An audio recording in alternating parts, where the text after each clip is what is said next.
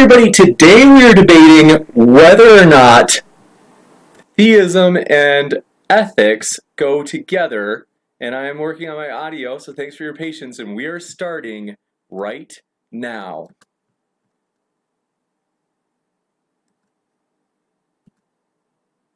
Ladies and gentlemen, thrilled to have you here. It's been a wild night. First, you guys, I'm so sorry.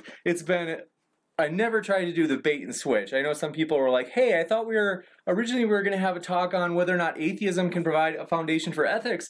And then we were talking about whether or not it would be theism. But ultimately, the discussion is going to be on God and morality. So I want to say thanks for coming by here. I think you guys are going to love this discussion. Like I want to highlight, it's just going to be an open dialogue, civil discourse, and I think it's going to be friendly and thought-provoking. So we appreciate you being here. Want to ask if you could give me any feedback in the live chat on the audio. Hopefully it's a lot better. I actually just finally invested in a Blue Yeti, and this is our first time using it. So I'm like, man, I hope this is working because we went through a lot of trouble. But excited to have you here, and especially excited to have our guests. They are both saints. It's been a wild night, and so thank you both for being here. Dr. Trent, it's a pleasure as always. And Negation of P, thank you as well for being here. We're going to jump right into it, folks. So one thing I'll say before we do start is if this is your first time here, consider hitting that subscribe button as we try to host debates between Christians, atheists, Democrats, Republicans, you name it, and we try to welcome everybody and give them an even playing field while discussing these topics. So with that, we will now open up the civil discourse, and I am changing the title as we speak. So thank you for being here, gentlemen, and the floor is yours. Trent, I don't know if you want to go or you want me to start or just kind of jump in. Well, let me just say just 2 minutes worth of stuff as a preface, as a prologue. So I want you to go first, but I want to go before first. That's what, ancient words used to always have a section called the prolegomena. The words that go before. And that's actually kind of like I want you to have chapter 1, but I want to have the foreword, which is just to say that he and I were talking before we went live, and we're both of a mind to just kind of explore the topic. I personally don't have a settled position on the relationship between God and morality. I do believe in objective morality, for lack of a better phrase, and so we can explore that together. But I don't think this is going to be like a hammer and tongs sort of situation, but more of an exploratory situation where we just sort of feel out, do what in a discussion, ideally people feel out each other's views and raise objections and say, help each other get more clear on their positions. That's certainly what I'm looking for because, like I said, even though I'm a fairly typical Roman Catholic, I don't actually have a settled position on the relationship between God and ethics. And so we'll probably range freely between those two. But definitely now, having said that, prolegomena,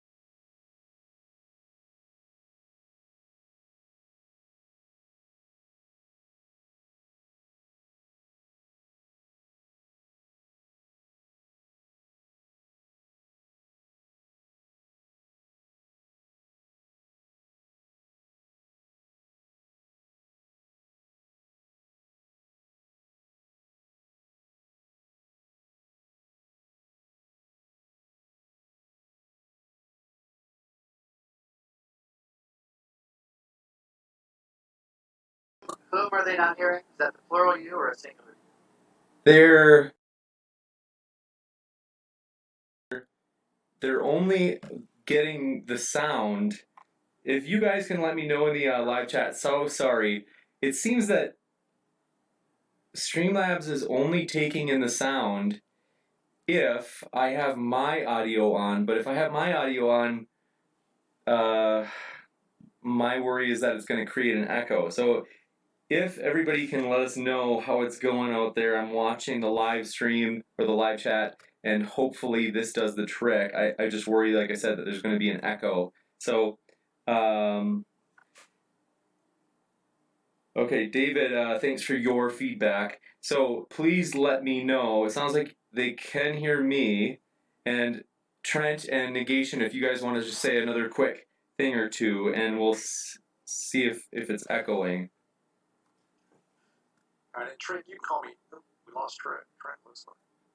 We lost Trent, but don't worry, folks. I promise we are working on this. I think I can fix the echo. Thanks for your patience. So, right after you said somebody could be heard, I got it's like being on hold with the phone company. This is okay. Are they saying they can hear us both now, or are we still? Let's see. They can. It sounds robotic, they say. I'm gonna listen in myself and see what I hear. Definitely echoey, yeah. Check, 1, 2, check. Check all heads in. This is okay. Yeah, super echoey. Let's see. They can. It sounds robotic, they say. I'm gonna listen in myself and see what I hear. So, definitely echoey, yeah. We've got a major echo, and let me just see if I can get that away.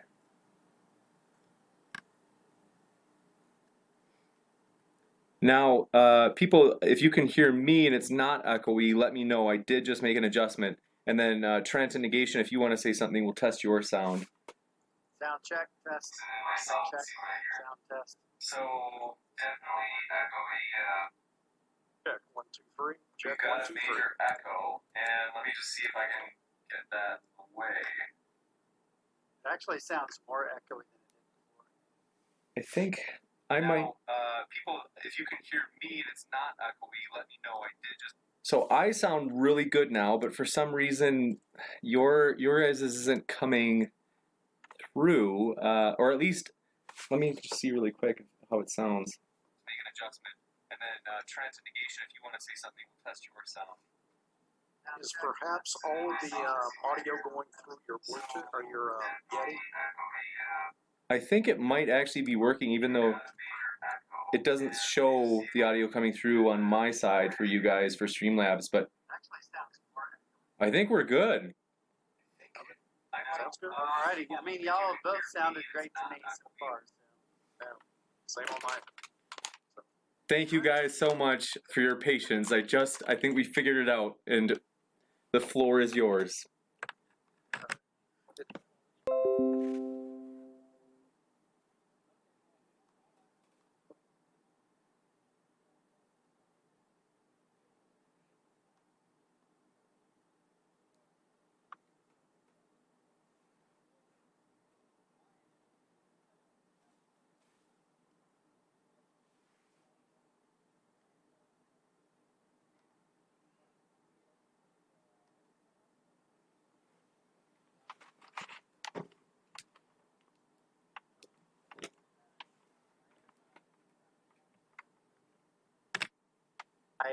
So I can definitely provide some pushback on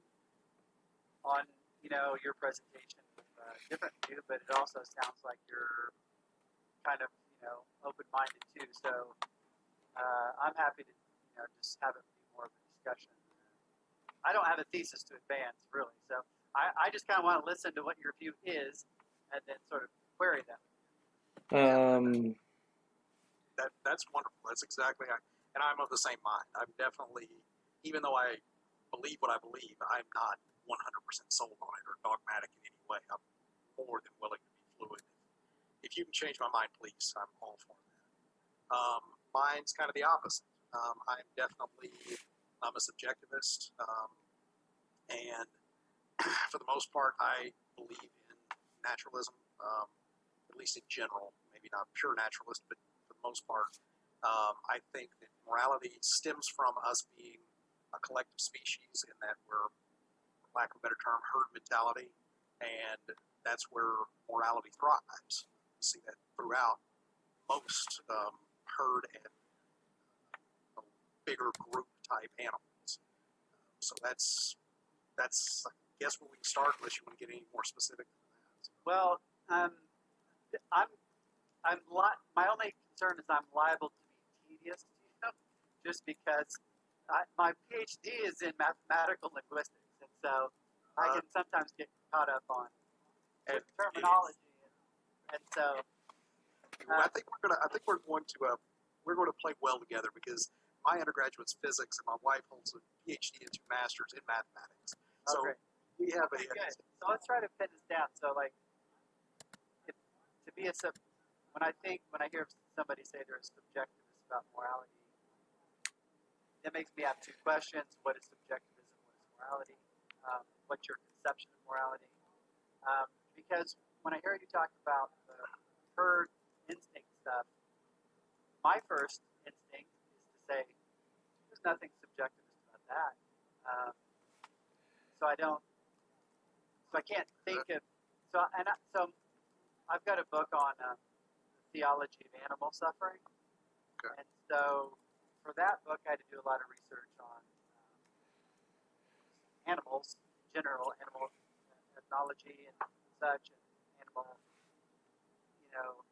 animal morality, things like that. And so I'm pretty well versed in naturalistic origins of morality, but I'm not inclined to think that tells in favor of subjectivism. So maybe we should get on the table how are you thinking of subjectivism? I mean, when I hear it, I think, there are no true statements of the form S ought to phi. They're just, at least one form of historic subjectivism would be just expressivism or limited, like statements of the form S ought to phi are just either meaningless or always false. And so I'm just wondering if you can tell me more what you mean by subjectivism and how it connects to animal stuff, and what you think about statements of the form somebody ought to do something. Right. Like ought statements generally. Exactly. And I guess that's where I kind of would start. Is I don't believe in oughts as far as absolute oughts. There may be oughts, but those oughts are purely goal driven. In other words, depending on what my goal personally is going to dictate my actions, even on a subconscious level. And from a special level, I think those oughts are the same thing. And I think perhaps even to the point of being genetically embedded, in that if, again, we get into evolution, at least very basic, rudimentary level, in that if I have people who tend to have the same goals as me, and I know this can get us into tribalism, but as a collective species, we all end up driving toward the same collective goals of survival. That's going to weed out, at least in general terms, most of the people who don't have those same goals and desires. So being selfish, being someone who doesn't care for their young is, we just go through the entire list, at least in the way that we, it seems, have grown over the millennia. It would be advantageous to be part of the group and not part of the outgroup.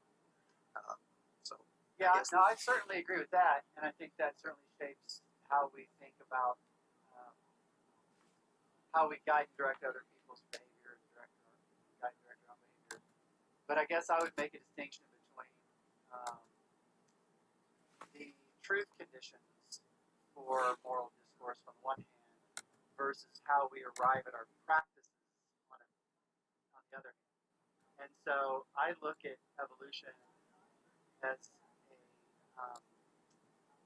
basically a game theoretic equilibrium that God uses to guide us to the correct views about, at least some of the correct views about morality. So, like, or one of the ways that God guides us towards the correct views about morality. Like, there's a tendency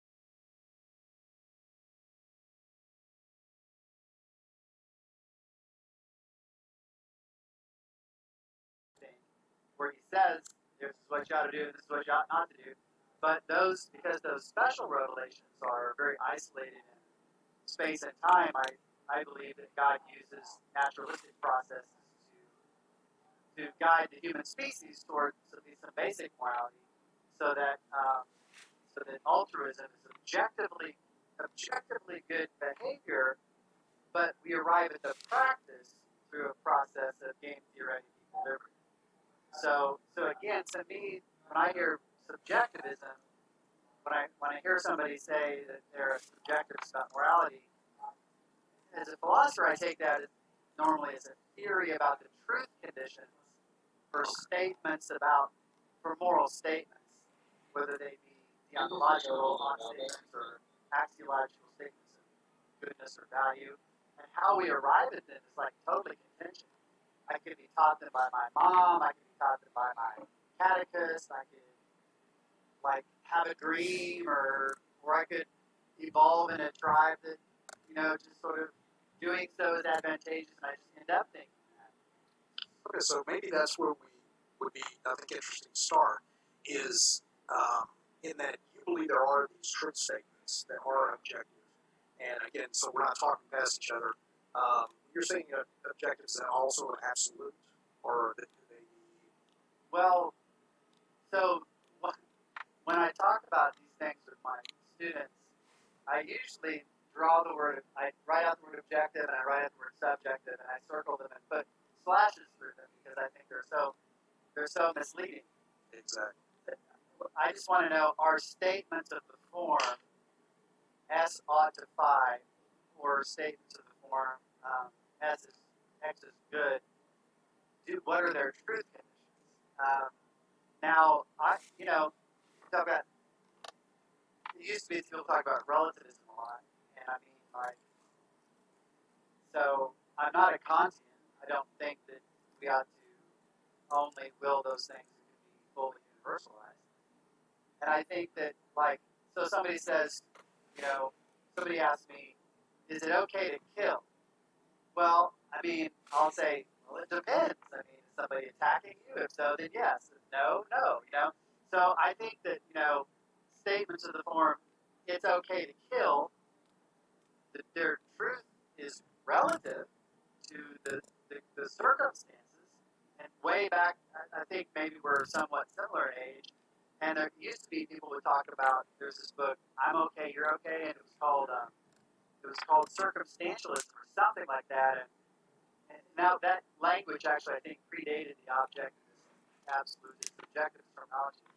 So like, I mean, I'm a subjectivist insofar as I think that if you violate your conscience, that's always wrong, whether or not it's true to say that it's wrong. So suppose I think, so I do not think that it is wrong always to lie. So I think that there are acceptable lies, standard sort of stuff, hiding Jews from the Nazis, things like that. But I do think that morality is subjective in the sense that if someone firmly believes that all lies were wrong, and then they told a lie, even if I think they did the objectively right thing, I would still say their act was subjectively culpable because they violated their own norm. But believing in that kind of subjective criteria for the evaluation of moral acts, I don't think anybody would call me a subjectivist. And the same thing for like the relativization context. Is it okay to punch somebody? Well, you got to tell me more what's going on, So I guess the difference is not somebody. The way I tried to explain the sort of traditional view that I think comes through Aristotle, St. Thomas Aquinas, people like that, the subjective's in there, the objective's in there, the relative's in there, the absolute's in there. The issue is just can you specify the subjective and relative features with enough specificity to at least end up with something that is no longer alterable, right? So I think that as long as you fill in the blanks enough, you're going to get something that I would call objective and absolute. So, for example, and I don't want you to mistake what I'm about to say for sort of sophomore, because I'm not naive enough to think people have been asking, well, what about Hitler? Okay. Right? But it is, so I don't want to say that in like a smart alecky kind of way, but just truly as a way to say, okay, here's our model, we all have to say something about it. So the reason why I think you do get to these, you get to these absolutes by first specifying a lot of subjective and relative things. So, but I think when you get down to, it is wrong to, okay, so here's one way to put it. I think that with enough specification of conditions and subjective attitudes, you can get to things that are wrong in every possible world that share the other features. So, in every possible world, it is wrong to commit genocide on non-aggressive people without some greater evil being necessary, without it being necessary to avoid some greater evil. So something like that. So let's assume that Hitler did what he did. Let's assume that the Jews were not in any way dangerous. They weren't dangerous to. I know Nazis say that, but let's just assume that. I'm not assuming we're on the same page. Like the Jews didn't do that. Hitler wasn't acting in self-defense. In other words, he claimed it. That's what I was going to say. Is to be clear, I mean, I think even if we took it down to where you're at now, from their perspective, if he honestly believed, or some of the Nazis, even if it was just one, honestly believed that they were a threat, whatever. At that point, now that puts us back into a subjective state, in that because I think we both would agree that if they would have won the war and the world would have moved in that direction, let's say they would have taken over and they would have controlled history, controlled mindset of the planet, that may have been looked at as a very good thing. If the Nazis would have won. Right, because their ideology would have spread, the majority would have. I mean, in a way, that's kind of like what happened with Islam in the Middle East. Right? Exactly. That's why I just a little bit ago I invoked the standard distinction in Catholic moral theology between the objective gravity of the act and the subjective culpability. So I hope to God people aren't screen recording this to use against me later. But, at a philosophical level, there's a sense in which, if, oh God, I hate to say these things, somebody somewhere is going to quote, and What's going to happen, Trent? Dougherty defended Hitler. I honestly don't want people to have these words. So in this context, I'm going to say, no matter what the person's belief, anybody who was justified in believing that any individual or group X was dangerous and a threat, then that person is not culpable for their acts of what they conceive of as self-defense. Okay, I can totally buy that, because that's the issue of culpability. Do we blame them? But for my students, I'm always saying, we got to keep our eyes on what the subject of evaluation is. So we can evaluate an act, we can evaluate an act type, we can evaluate an act token, we can evaluate a person at a time, we can evaluate a person's character, These are all different ways, dimensions of evaluation. So we could say of one and the same situation, the person is inculpable, but the act is wrong. Right, and I love it, because that's where I want to go as well, is get down to the act itself and try to find an act that is, an ought, one way or another. I mean, it doesn't matter, but any action that we can define as ultimately on one side of the fence or the other. And honestly, that's where I'm stuck, because I've never made it good. Yeah, well, let's go back to Hitler in a little bit. God went wrong for every. That's it. As the conversation goes on in time, the probability of the reference to Hitler goes up. Absolutely. But first, I want to explore this notion of a reason, because that is something that's professional. I did a lot of rational choice theory, decision theory, mind economics. So, do you think there are objective reasons for it? That's tough, because again, if I allow myself to take it to what I consider to be the natural end, is we end up in subjective, solipsism, and the justified beliefs or the justified reasons are always going to be based on my senses, which I can't trust. So now I've got. You trust your senses? Well, because I can fool every one of them. I mean, there's nothing out there that can't be an illusion from any sensory input other than, I mean, I think therefore I am. I think it's about as close as we get. An experience, and I can have the experience, but I can't know that what caused that experience is. And the latest twist on this is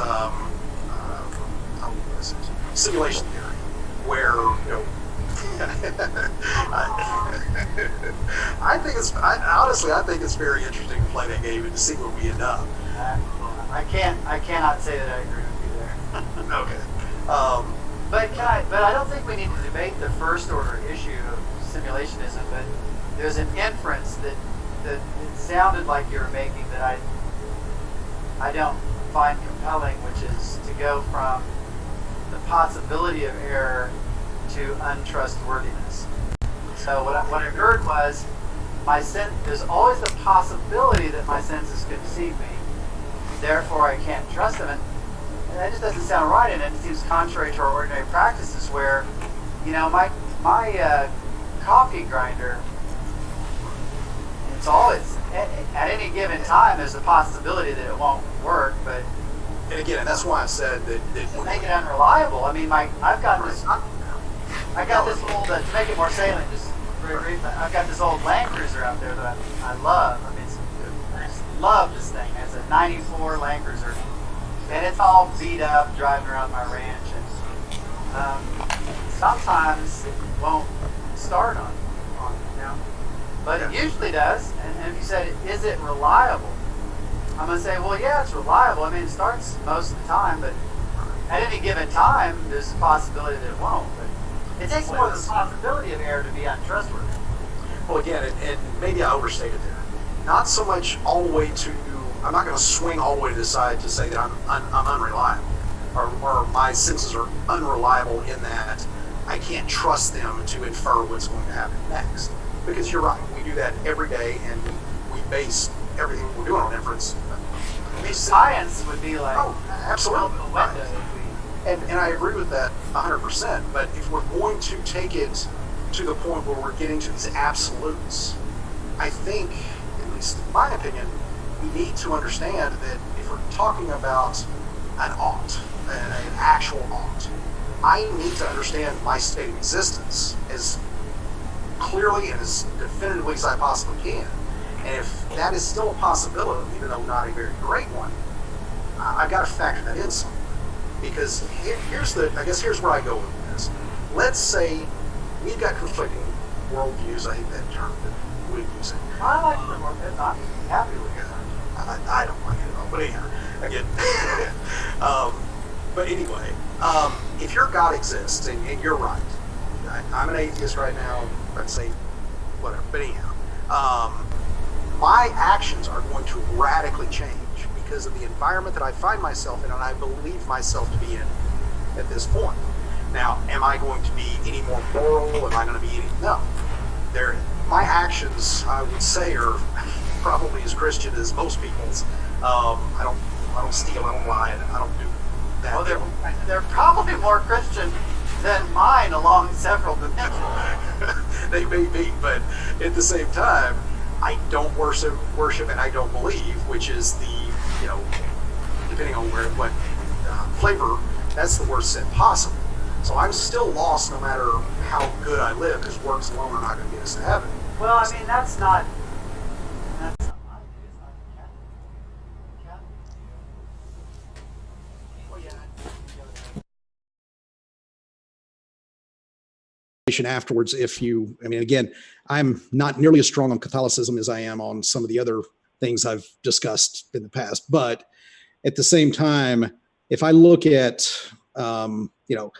if I die and someone prays for me and I'm in limbo and, I can eventually work my way there potentially based on that belief. But my point is that the way I would live my life would fundamentally change. I would go to church. I would do the things that God asks of us. Yeah. As of today, I don't do that at all because my belief is I don't reside in that world. Mm-hmm. And in the same way, if we take that to an extreme, and now I start to believe that, let's say I am in a computer matrix here and I'm nothing more than code, my approach to life may change as well. Yeah, so the Matrix, I think, is 1999. So this is some kind of anniversary for it. Yeah, you're right. And that one dude, the sort of scroungy little dude that takes the payoff, Yep, and exactly. he's eating the steak, he's loving it. And so, I'm definitely like the Apostle Paul. If there's no resurrection, let's eat, drink, and be merry, for tomorrow we die. So this is like my version of what you just said. It's like, and if I was an atheist, right, I'd kill people. I would kill all the people I didn't like. I'm serious. Trent, I can't. I've had other Christians tell me that, and that's hard for me to believe because they're probably not sincere, or they're probably hyperbole. Well, no, I know one for sure is absolutely okay. And I don't want to get into it too much, but basically he said the same thing. He would literally take all, he's got kids and a wife and whatever. And his scenario was he would take everything he had, go to Las Vegas, blow all of his money on drugs and prostitutes, and go out with a huge bang. Hose and blow, baby. Hose and blow. There you go. Exactly. But honestly, I was Christian for a while. I went to Oral Roberts. I was, I've got some work done in that area. My condolences. Yeah, I thank you. Did you see the 900-foot tall Jesus? Oh, absolutely. The praying hands at what is it? Hospital, prayer tower. I've done it all. I've been there, laying hands and, talking in tongues and, slain in the spirit. It's all. But again, that, and again, I don't want to talk down about any faith. Because again, I need to apologize already for being such a jerk about it. No, honestly, condolences are the right thing. And that's why I'm trying not to step on. I honestly do. Honest to goodness, I apologize on behalf of the rest of the Christian world that you were subjected to the things you were no doubt subjected to, because that is an unhealthy and toxic version of Christianity, if you could even dignify it with that name. Now, I do know some people who, some good, honest, holy people that go down there because they're just fooled by the guy and they think it's a good, holy place. And so their hearts are in the right place. And we were at a youth camp one time, and their kids the campers were headed to their older sibling went to Oral Roberts, and I start in making fun of Oral Roberts and the 900-foot tall Jesus, and Jesus told Oral Roberts he's going to kill him if he didn't give him $1 million. Absolutely. Gangster Jesus. And the mom really went off on me. And so I was like, I'm sorry. But on the other hand, it's like a form of I don't know, exploitation, or there's a concept now of religious trauma is what it's sometimes called. And so I'm sorry that you went through that and that you had to go through that, because that's a shame. And my version of Christianity does, none of us do perfectly, but at least in terms of the standard practice and beliefs, that's just not okay. And Well, but I guess that kind of almost brings us back to a question of oughts, in that if you were raised in that area and you like you said, there's a lot of good people there that honestly believe that is the way, the way that they are supposed to live. And let's say from my perspective at this point, if you're right, I ought follow you. If they're right, I ought follow them. If the Muslim is right, I ought follow them. It all is predicated on which God, if any, exists and what that God has directed his people to do. And I guess one of my big problems is, and especially when we start to delineate between different sects of Christianity, how can I know? Because as much as you believe, I guarantee you those people at Oral Roberts believe just as much. sure. And all we can do is each follow our own evidence. But look, so one of my, again, like I said, one of my professional interests was the nature of reasons. And one of the big debates in the philosophical literature is epistemic value monism versus pluralism. And so there are some people who think there's only one ought. My dissertation was literally on what are called modal auxiliaries, ought, should, must, could, would, that sort of terminology. Like literally that was the very subject of my dissertation. And there's some people who passionately think there's just one should. And I think that's crazy. So I think there's lots of shoulds, and there's a should for, here's how I illustrate it in my dissertation. I call it the Monday morning quarterback versus the actual quarterback. So, I grew up going to the YMCA with my dad, hearing all these guys talk about, Monday morning. They're like, I grew up among the Monday morning quarterbacks. We'd be sitting in the steam room at the Y on Monday. Everybody's talking about the game before, woulda, coulda, shoulda, right? And so somebody would say, well, Montana should have thrown deep. Jerry Rice was wide open. Well, there's a should have outcome in which that's true. If he would have done that, he would have scored a touchdown, which is the goal of the game, so it would have been an objective advance. But Joe Montana's perspective was from behind the front line. He couldn't see that Jerry Rice was open. So it would have been insane for him to just throw it out there, because it would have been a Hail Mary. He personally, from his perspective, given his evidence, had no reason to suppose that Jerry Rice was out there. And so there's a personal should. I just want to just give it a name real quick so we can discourse about it better. But there's what I call the first personal should and the third personal should, and they're just different shoulds. From Jerry, and one evaluates the act relative to the outcome, and the other evaluates the agent relative to their evidence. Okay, and these are just two different uses of the word ought, and they're both consistent. And so you can say on the one hand, Montana outcome ought to have thrown it to Rice, but Montana evidence should not have. And so when somebody says, what should Montana have done? The philosophical response is to say, well, what do you mean? Do you mean relative to the terms, the outcome of the game, or relative to what his personal evidence was? Right. And so, like I said before, just because there's these two different relativized oughts, as soon as you distinguish which one you're talking about, then each of them is objective, because it's just absolutely undeniable that the objective of the game is to throw a touchdown, is to score points. So it's just like, obviously, objectively, he ought to have thrown it in that sense, but it's also very obvious that given his evidence, it would have been a stupid thing to do, and you ought not be stupid, therefore he ought not do that. So it's like he ought to do it in this sense of ought and ought not to do it in that sense of ought. And as long as we've taken everything into account, all our philosophical distinction into account, both are objectively true. And I think the same thing holds for morality. Okay. And honestly, that's where I was a year ago. I was right there with you. And it took a lot to get me off of that.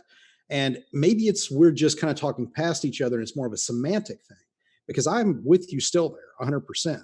But I wouldn't call those objective odds, or at least not universal odds, or absolute maybe. Well, I mean, I think they do everything people who, I mean, one of the ways to avoid purely semantic debates is to look at the people that are using a certain cluster or family of terms and see what it is they really want. Right. And I know some folks who are pretty well known in the like defense of objective morality world, and it's clear that what they want is ways of evaluating people's behavior that that don't depend on any further specification. They just want a handle. And so I think that this picture gives you a handle because absolutely. It's just objectively, he objectively ought not to have thrown deep. That's just objectively. Exactly. And I'm right there with you. I think that's and if that's the goal we're looking for, that's perfect. Yeah, I don't think anybody ever should have been looking for anything else. And honestly, I don't think anybody ever was looking for anything else. Like when I look back at Plato, Aristotle, Augustine, Aquinas, Locke, Berkeley, Hume, Descartes, Spinoza, Leibniz, Bacon, I just can't think of anybody who wanted more than that. I mean, I would have to think on that a little bit, because I think that there, at least some of the investigation seemed to be more toward the universal, toward the absolute. And in every case, without exception, this is either, again, let's just pick a subject. I mean, whatever it is, like you said, lying. Don't think, with me for sure. And that same thing with you. We don't think lying in every case is wrong. And I don't think, I agree with you that I don't think any of those people would have either. I don't think any of the great thinkers, for lack of a better term. I mean, Augustine seems to have thought that all lies were wrong no matter what. I think that's kind of crazy, but. Okay. Yeah. I mean, okay. Well, I did, I was a reader on a dissertation about lying, and here's the thing. So I don't think that the statement, all lies are wrong, is true. I do not think that the statement, you ought never lie, is true. So in that sense, there's no universal, absolute, or objective statement about lying. Right. But that's just because that's a very naive, kind of dumb way to try to state something. I mean, but here's what I would say. It's always wrong to lie without sufficient reason. It's just that I think sometimes you can have reasons to lie. Oh, I agree 100%. Like you said, so I think the view that says that looks for statements that are universal generalizations prior to qualification is just a ridiculously naive view. And the failure of that view just isn't news. The failure of that view is kind of like of course you have to, it's about what you have reason to do.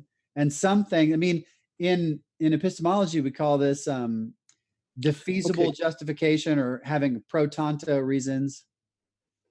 All right. So, now I'm kind of, because I mean, you're definitely having me start to swing the pendulum back. But then I catch myself and think of it this way. I would assume that every one of these oughts is predicated by the goal of the individual, which by definition is mind dependent. Wouldn't that bring it back into the subjective realm? Not necessarily, because look, you can say it's objectively and universally true that people ought to do what furthers their interests. I mean, this is what we do in microecon all the time. Homo economicus is the rational agent that maximizes utility. Economy. Yeah. And so as economists, we say agents that don't do that are just objectively irrational. And so we make judgments, wholesale judgments, absolute objective judgments based on people's inability or unwillingness or failure at times to maximize expected utility. Okay, but in the same way that, I mean, the utility again is a goal, and depending That's on fine. how we, but again, if we define those goals in different ways, in that, let's say that someone like Bill Gates gives away half of his money. Okay.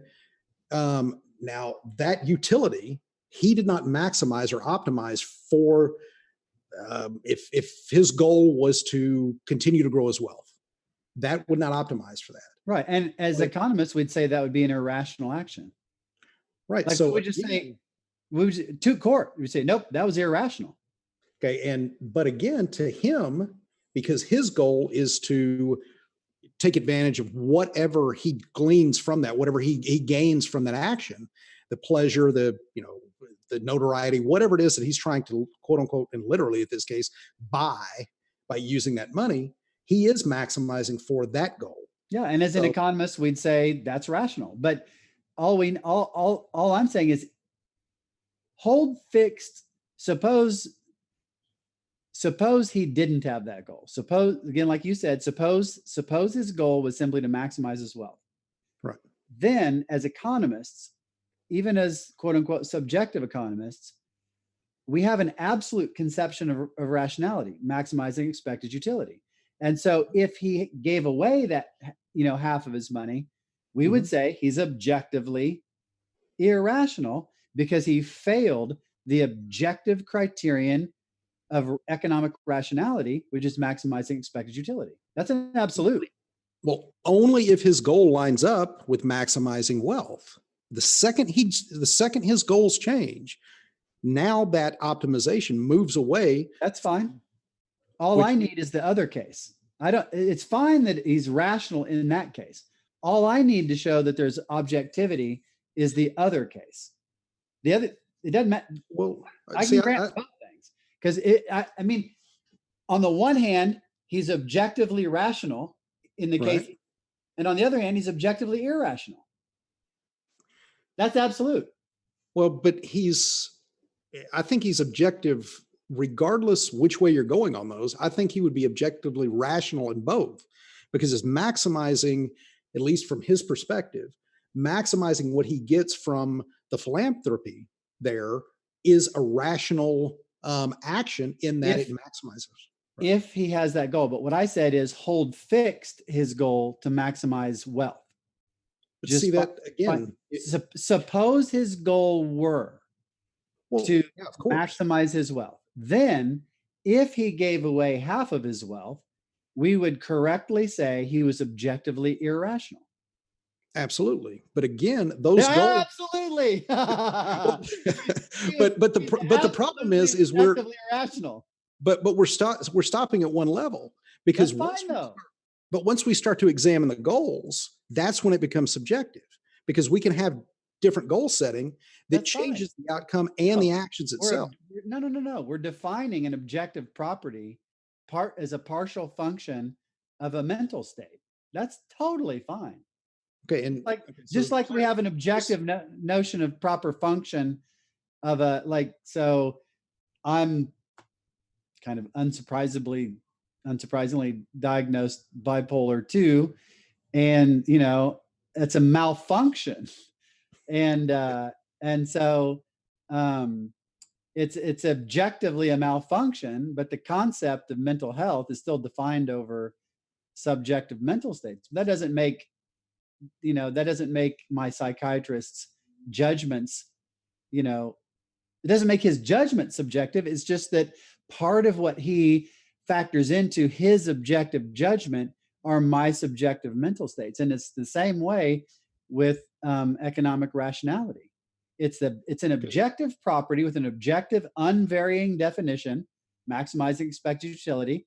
And if somebody fails to, and it just so happens that the definition of expected utility involves reference to a person's individual goal, and that's a mental state.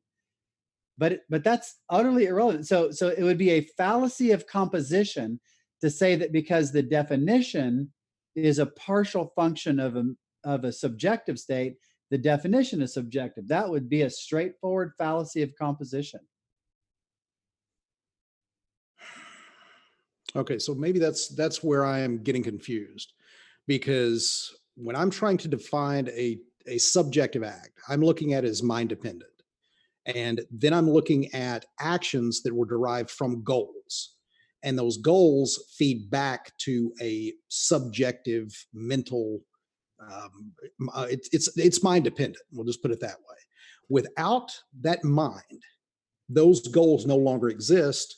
Therefore, the ought evaporates. See, I think the last part is a non sequitur, because even if there weren't any economic agents, we would still have the property of economic rationality. It would still be the case that any agents that there might have been that didn't maximize.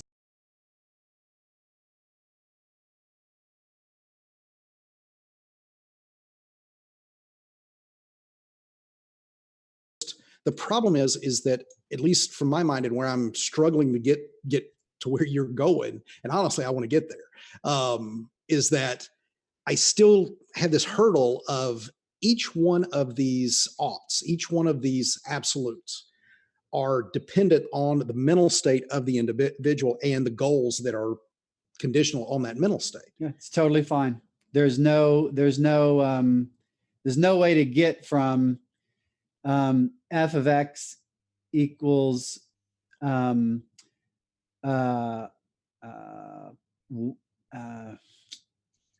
y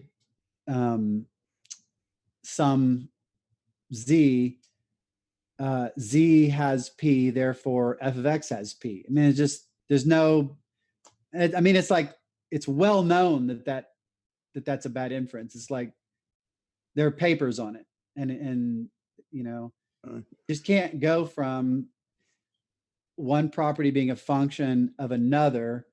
The latter has a property, therefore the function has a property. It's just like, I don't think, I mean, and yeah, so, I think so x, so think of it this way, like x squared.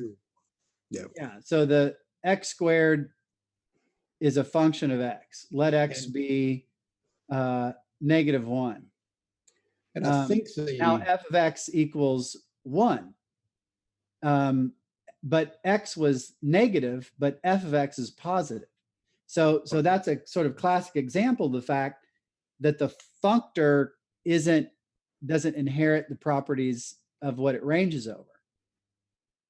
So it's the same way with these oughts. These oughts are partly functions of subjective states, but that does not bleed into the functions at all. They can still be objective.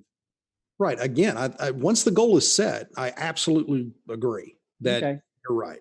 Well, I think that's all. I mean, I think honestly, that's a form of moral absolutism. So let's take this in two interesting directions right now, though, because so there's two other. I don't want people to get the idea that like morality is just a matter of oughts, because there's at least two other types of, well, for one thing, there's another kind of ought, and there's a kind of morality that doesn't involve an ought. And I just want to get both those two things, clay on the wheel, real quick. We can talk about those. So there's the sort of oughts. There's a family of oughts, like we've been talking about, that are defined in terms of goals of agents, and I think are objective, and I think you think they're objective, actually. But then there's also the issue of, can you evaluate the goals themselves? And there, I think you also can. And I think that, but it's a different kind of ought. It's an ought of proper function. So I think, like, when a heart doesn't, for example, a heart ought to pump blood. Valves ought to open and close. A car ought to start. Flowers ought to bloom in spring. Birds ought to feed their young. Babies ought to seek the breast. Things like that. So there's these oughts of function where a thing performs its characteristic function. So in general, a thing ought to perform its characteristic function. And so I think that, for example, when I enter a depressed state, or when I'm subject to a panic attack, I'm malfunctioning. I'm objectively malfunctioning. I ought not be having that panic attack. I ought not have this sense of unalterable despair, or to maybe I've got a dear friend who's badly schizophrenic, and so she ought not think that I'm an angel, and she ought not think that I'm there with her when I'm not, and she ought not think that her husband is trying to kidnap her, and she ought not think her kids are aliens. Right. She's malfunctioning. And I actually think I agree with Plato that this is in fact a dimension of morality. And I think you can get this out of Aristotle as well, that his eudaimonistic ethics is partly virtue based. And so when people are not performing their characteristic functions, their life isn't going well. And so in the Aristotelian sense of morality, things are bad for them. It's bad. So remember, so we've now gone from the other kind of ought. We started with one kind of ought, then we went to a second kind of ought, and now we're moved past oughts to axiology, to values. So one of the classic questions in metaethics, philosophically and historically, is the priority of the good to the right or the priority of the right to the good. Kant famously took the right to be basic and derived good from that. You are good, you are a good person when you follow the rules, when you do what you ought to do. This is sort of Puritan morality. Right. And I think it's poisoned our country from day one. That's interesting. Okay. I think it's absolutely horrible and destructive. I see it in the kids that I taught for years, both in junior high, high school, and college. They're trying to be good little boys and girls on the basis of following the rules.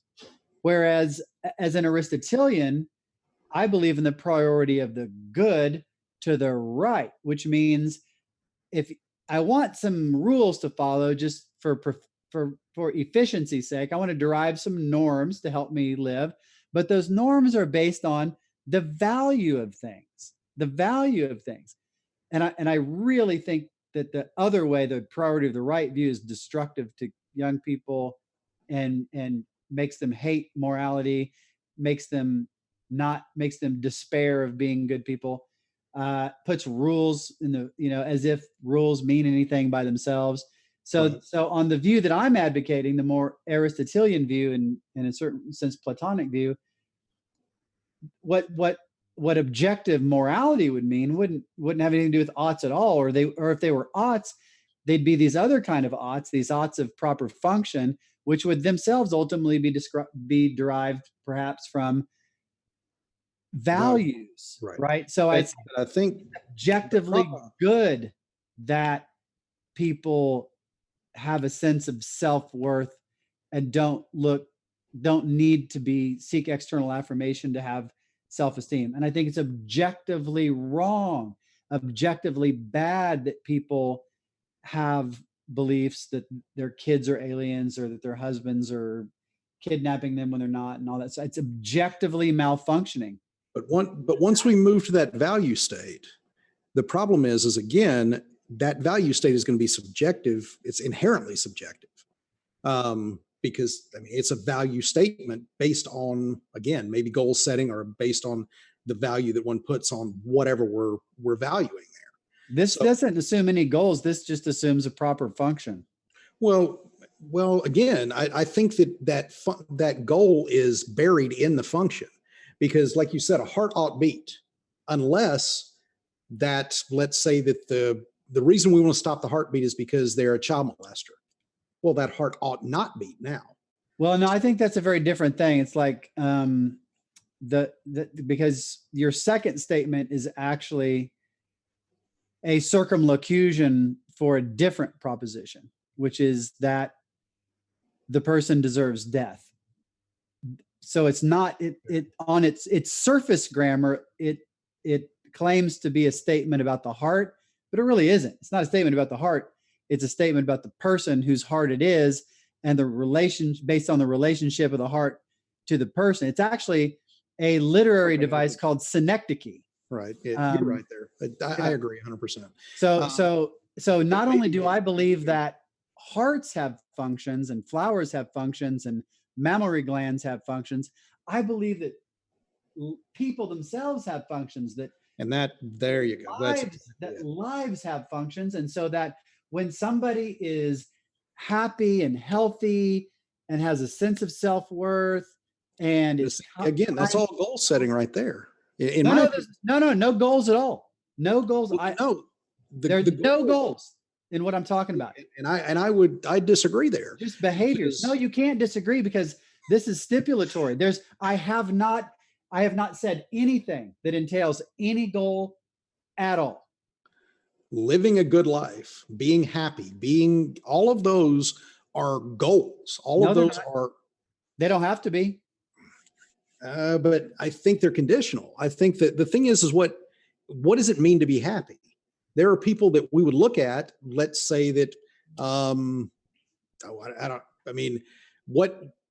what a happy state is from human being to human being is going to be, I would say, definitely different from each individual. It's not let's say an absolute scale, and we can get, if you're happy, you meet X conditions, and if you're unhappy, you're at Y.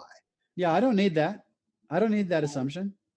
But the problem is, if it is fluid, if I can be happy, if person Y, person X can be happy in that state, and person Y can be happy in a completely different state, then when you say happy, the goal of that person is what is going to feed or going to drive. No, any therapist, psychotherapist, counselor, or psychiatrist will tell you that's completely mistaken, because a lot of times it's precisely people's goals that make them unhappy.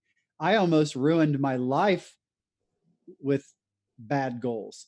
Okay, and again, I think that it's kind of where we're getting off as far as I'm screwing it up, because I'm not conveying what I actually mean. I don't mean necessarily the state of the happiness is goal driven. What I'm saying is that we can have different states of happiness, and if our goal is to be happy, where we end up is going to be different places. So, and one person may be completely satisfied, completely happy with his state of affairs, whereas this other person, if they were forced into that same exact situation, they are not going to be happy whatsoever. Right, but I think all I need is I can allow a ton of variation in happiness in what constitutes happiness for people. Aristotle was very clear about this too, that very different sorts of states can make people happy, but we do have to think of happiness as greater than satisfaction, because there's that old saying, better to be Socrates dissatisfied than a pig satisfied. Absolutely. None of us esteem a satisfied, sort of a cretin as truly happier than a person who is trying to achieve some good end in life. When we see somebody, whatever it is you're trying to do in life, right? It's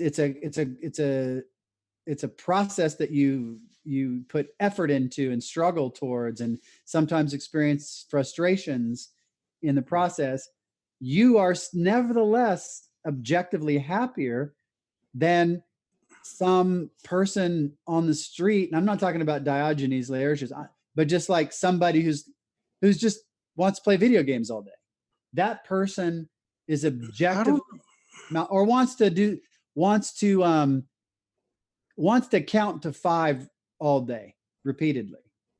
Again, I don't know if we can make that statement. I think that based on a myriad of factors, including mental state or mental aptitude, there may be people out there that counting to 5 is the most enjoyable thing that they could ever experience. Whereas me and you, we would be, let's say, bored in 5 seconds. That's fine because like I said, we can admit that variability. So all I have to do is restrict it to people of our general tenor and say that you are objectively, your life is going objectively better than someone who is of equal intelligence, who is wasting their time playing playing solitaire all day. Your life is going objectively better than that person's life is. And certainly your life is going objectively better than someone who is schizophrenic. Okay. Surely you agree that. Okay, if we have a condition, let's say that we have an illness. I agree with that. And schizophrenia, I would assume that you're going to put into at least some type of illness or Yes. illness base. Okay. Yep. So again, let's constrain it at least to healthy people, so it'll make it a little bit easier. But if I've got 2 healthy people and one loves solitaire, and their goal is to win as many times at solitaire as they possibly can, and then people like you and me, we want to find, for lack of a better term, interesting conversations. We find that entertaining because I can almost guarantee you that our conversation tonight by some would be viewed as a complete waste of time, as much as you may look at the person playing solitaire is wasting their time and there's no end. Us chasing each other's tail, I think, would fall into that same thing. Now, at least from my end, I'm very entertained and having a good time, and I'm enjoying life doing this. So I don't think. Go ahead. Sorry. I was going to say, I'm happy to say that the person who is satisfied playing solitaire, their life is going poorly compared to yours, regardless of what they're satisfied with. And the reason is because I think Aristotle, for the same reason that I think Aristotle would think so, that we have a characteristic function. And that characteristic function is the exercise of the intellect, or at least includes the exercise of the intellect. I think also creative functions too. And so I think, but I think the solitaire player would push back just as hard and say, we have wasted our night. We are wasting our time because the intellect that we should be building ought be goal driven to be the best solitaire player. They could be saying, I'm building my intellect in this direction, and therefore that is the right. They can say whatever they want, but simple observation shows, as Aristotle claimed 2,500 years ago, the characteristic function of human beings involves the exercise of abstract intellect, whereas solitaire is not really pursuant to that, or fiddle or jacks or whatever. We could come up with some activity. Maybe solitaire is better than I'm making out to be, but we could find something, staring at a black dot, or. But again, we're back to goal setting. Now we're allowing Aristotle to set our goal. In that, no, what we're doing is we're being good moral psychologists, and so just as the standard psychologist or psychiatrist, at any rate, can observe that certain types of thoughts, thinking, and behavior are malfunctions, we can say the same thing for moral psychology, that some goals are poor goals. Some people have goals that are so low that constitutes a malfunction in their character. Okay, but again, we're going to constrain. Remember, we're going to constrain this to normal functioning individuals, where I think we're getting back into, let's say, an illness type deal, or a malfunction of the brain, in that it's not a norm. So, but I think that's objective morality right there. Once again, I think you do believe in objective morality.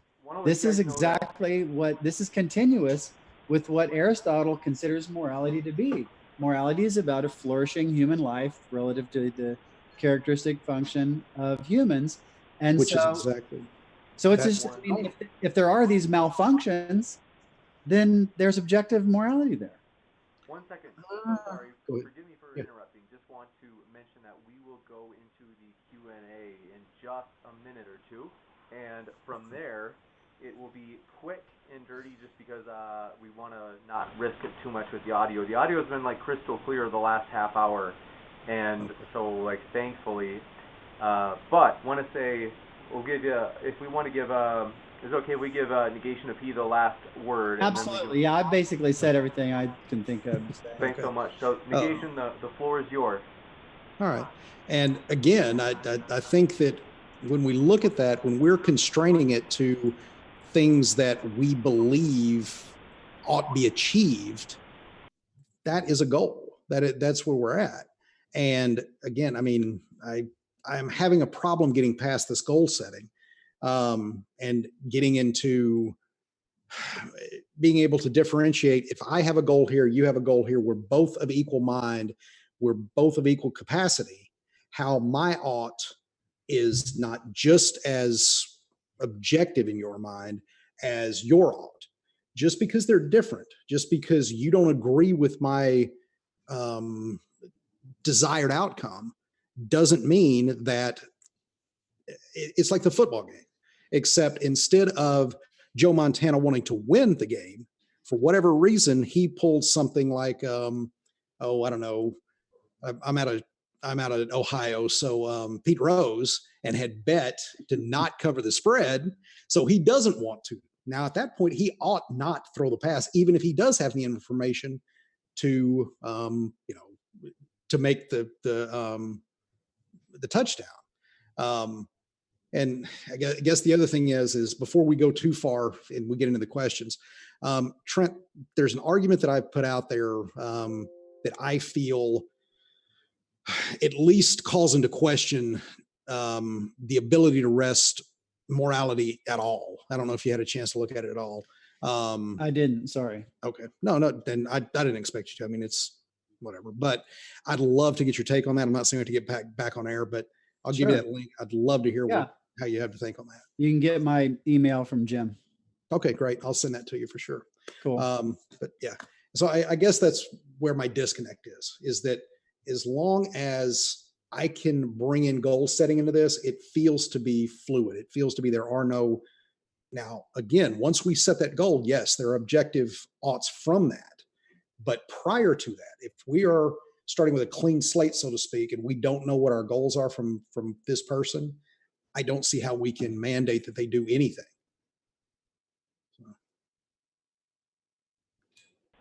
We will go into the Q&A with that, and my audio will, there it is. Okay, perfect. So I think I should be able to be heard. It does have a little bit of a static, and that's why I'm going to just maybe read one or two quick questions. I hope you guys can forgive me, just because I had no idea it was going to be as challenging as it was tonight for the audio. So I want to say I was, I could only say it if I mean it. I love both the debaters and everybody in the audience. That you guys, seriously, it's the only time I've ever said it, that I'm to that point of like, thank you so much for your support and patience, that I have to say I love you guys. I'm so thankful that we had so many people stick around despite that atrocious audio at the start, and I owe you, and I'm not going to go to sleep tonight until I am a master of audio. So I just appreciate everybody's kindness on that. So with that, we want to quick read through some of these questions for the speakers. Atheist Concept 2 says, hiya, thanks for your super chat. They said, hiya, thanks for the rapport. I think that they're talking about your guys' rapport, Dr. Trent and Negation of P. I honestly really enjoyed this conversation. This has been just excellent. I think not only just the substance, but also just how much camaraderie there's been. So it's just been great. Next up, Walter White, thanks for your question. He asked, have you read the scholar John M. Allegro, who claims to paraphrase it, Jesus was a magic mushroom, and what is your take on it? I think somebody else has been having some magic mushrooms. I'm not familiar with that at all. I'm sorry. That's all right. That's something. Let's see. Appreciate that. Miniwave Productions, thanks for your question. They said, for negation of P, on atheistic materialism, human actions are 100% determined by the laws of physics. Can a human choose to act in an ethical or unethical way?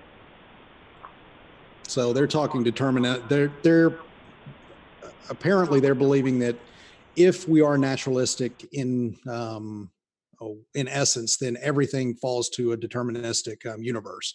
In that the dominoes started falling, there's nothing we can do outside of the dominoes.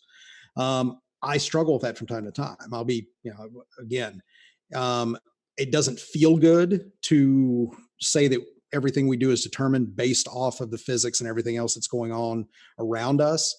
But it's tough to get over that hurdle. I'll put it that way. The closest that, well, again, we'd have to get down a rabbit hole that I don't think we want to go to. I would agree that it appears that way from the outside, and there's just as much evidence for determinism, in my opinion, as there is libertarian free will, especially libertarian free will. There may be a form of free will that is still somewhat dependent on on a lesser state of determinism. And I guess that's where I would like to be at this point. And again, I don't want to get down that road too far unless you guys just want to go there. So. You got it. Thanks so much. Next, we will go to, hopefully my sound kicks up just a little bit. Shannon Q got your message in the live chat. I did turn my gain down some, and now it hopefully should be in just the right spot without too much fuzz. So thanks for that idea.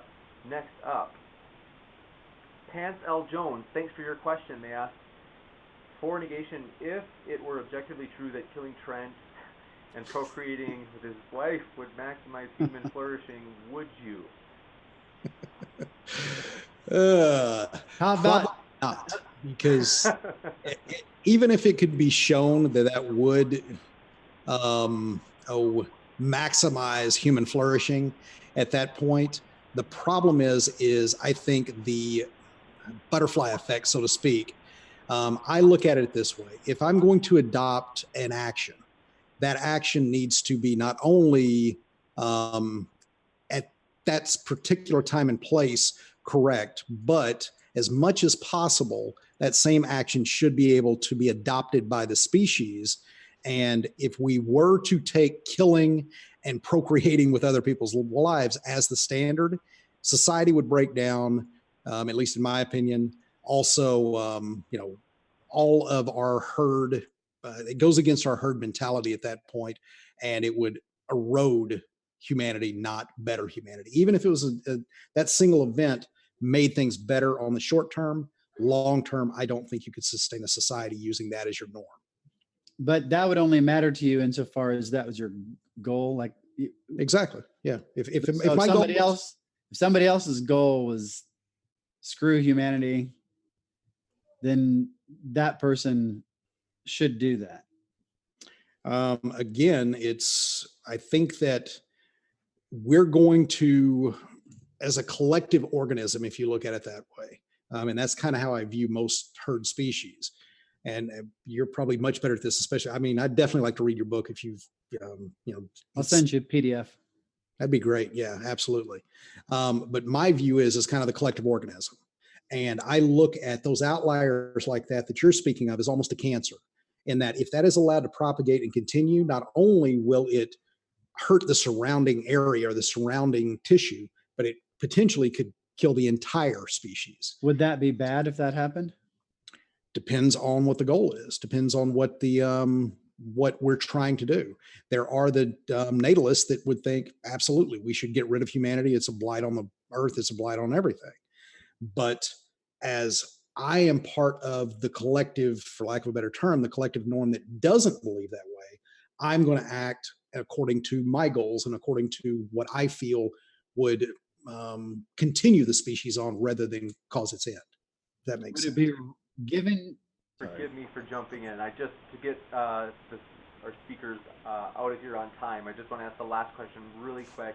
Sorry we couldn't get to more, friends, but Mind Onion asked for Trent.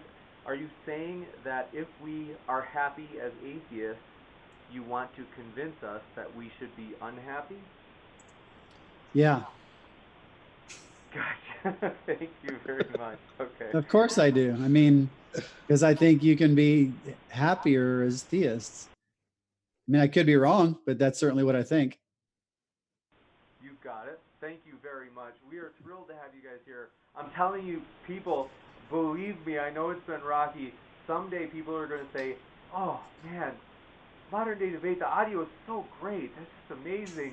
And then people will be able to fully, maximally enjoy our guest, Dr. Trent, in Negation of P. They enjoyed you a ton tonight, but we hope to get to have you guys back.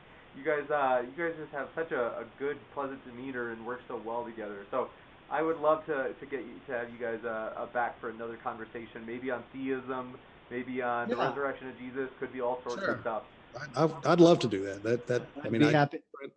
yeah, I had a great time, and like you said, Trent, I mean, I think we agree more than we disagree, which is, I think a lot of times people are looking for the fireworks, but Yeah, at least to me, I have much more fun with this than when I get, let's say, upset. I'll put it that way. yeah, same. Thank you guys. And for those of you out there watching, thanks for being in the live chat. Thanks for your patience and your love and support. I'm seriously just so thankful for everybody here. It's totally appreciate your support when I'm just like about to like cry because I'm like, no, I thought I had it. Okay, so anyway, with that, I want to say take care, everybody. The speakers have their links in the description. So if you're like, I like that, I want to hear more of him, you can go check their links out down in the description. You can subscribe, hear more all the time. And so, yes, with that, thanks for coming by and keep sifting out the reasonable from the unreasonable. Take care. Bye-bye. Good night, everybody. Good night. See y'all.